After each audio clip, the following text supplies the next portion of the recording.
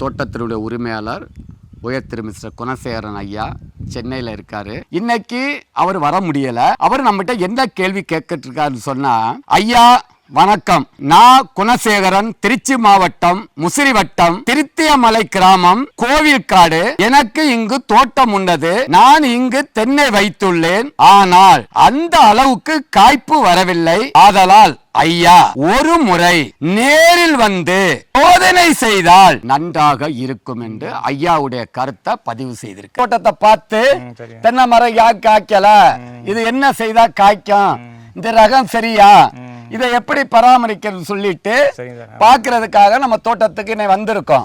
இந்த பட்டை மரங்களை நீங்க தோப்புக்குள்ள போடக்கூடாது. மதமா தேங்காய் வெட்டாதனால காயன்னா பட்டை காயா இருக்கு, அதை எடுத்துருங்க. அது மரத்துல வைக்க கூடாது. தென்னை மரத்துக்கு தலைகளை இருந்தா காய்க்காது, குறும்பைகளை ஊத்தி விட்டுரும். மரங்களை களை எடுத்து சுத்தம் பண்ணி தென்னை மரத்துக்கு ஒரு 100 லிட்டர் தண்ணி தனிமையில ஒரு நாள் விட்டு ஒரு நாள் வட்டப்பாத்தியில கொடுக்கணும். தென்னை மரத்துக்கு 4 அடி உயரம் வெள்ளை பெயிண்ட் அடிக்கணும். இப்ப எத்தனை வருஷம் இந்த மரம் இப்படி காய்ப்பு திறனை இழந்துருச்சு? இப்பதான் சார் ஒரு வருஷம் இளநீ வெட்டி ஒரு வருஷம் காய் மாறி இருக்கு. சரி, நீங்க அது ஒன்றும் கவலைப்படாதான், நான் வந்துட்டேன். முதல் இந்த பட்டை காய் எல்லாம் எடுத்துக்கிட்டு மரத்தை களை எடுங்க. சரி, இத மாதிரி ஏறி இந்த சைடு ஓலையெல்லாம் எடுத்து விடணும். சரி சார், இங்க இருங்களா, தெரியுதா? சரி, புரியுது சார். இத வரைக்கும் சரிங்க சார். எடுத்துக்கிட்டு மட்டைய இங்க பாருங்க லைட்டா மிதிச்சு விடணும். இங்க பாருங்க, இப்படி இப்படி லைட்டா உட்கார்ந்து கபடி ஆடணும். மட்டைய ஒடிக்க கூடாது. சரிங்க சார்.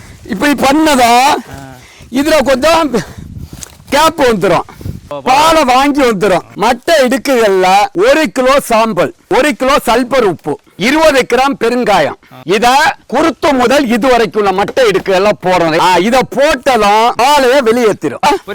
ஒடிக்க கூடாது மட்டைய. அடியில கால் வச்சு லைட்டா மிதிச்சு விடலாம். ஓகேயா? அடுத்து மண்ணை பாக்குறோம். தண்ணி நல்லா இருக்கு. மண்ணு 2 வகையான மண்ணு உங்களுக்கு. இது ஒரு வகை, மேல கிராவல் செம்மண். ஆமா சார்.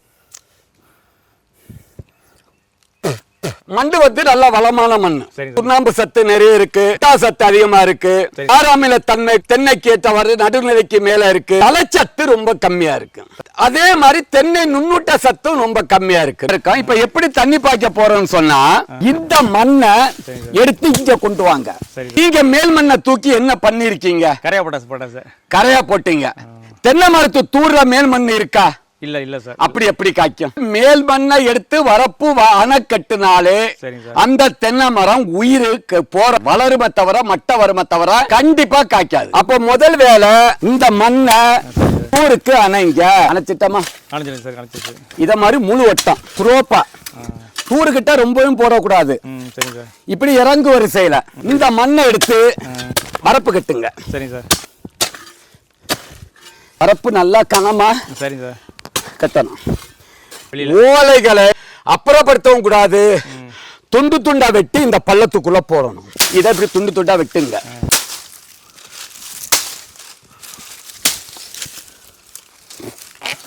இந்த ஓலைகளை எடுத்து இந்த வட்ட பாத்தி எடுத்துட்டோமா, இதுக்குள்ள போடுங்க. ஒரு வருஷத்துக்கு 15 மட்டைகள் விழும். விழுகிறத எல்லாத்தையும் வெட்டி இத மாதிரி போட்டுட்டீங்கன்னு சொன்னா இதுக்குள்ள மண்புழுக்கள் உயிர் வாழும். கீழே களைகள் பச்சை பச்சையா வளர்ந்தாதான் தென்னை மரம் மேல பச்சையா இருக்கும். இந்த ரகம் குட்டை நெட்ட குட்டு ரகம் 300 காய்கள் காய்க்கும். 9,000 ரூபாய்க்கு ஒரு வருஷத்துக்கு வருமானம் கொடுக்க வேண்டிய ரகம் தான் இந்த ரகம். நீங்க தோட்டத்துக்குள்ள தோர, அகத்தி, தட்டப்பயிறு, உளுந்து, சோளம் இத மாதிரி விதைகளை விதைக்கணும்.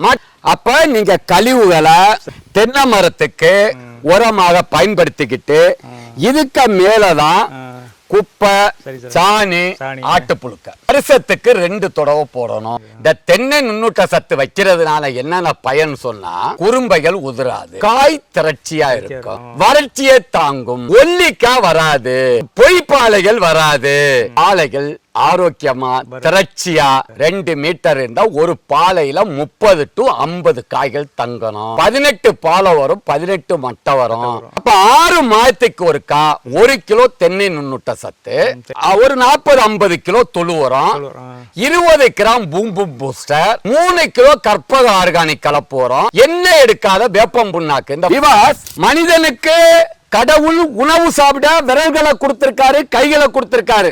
தென்னை மரத்துக்கு மரத்தை தாங்கி பிடிப்பதற்கும் உணவை தண்ணியை எடுத்து கொடுப்பதற்கும் காத்தடிச்சா மரம் சாயாம இருப்பதற்கும் 5000 to 10,000 பேரை படைச்சிருக்காரு.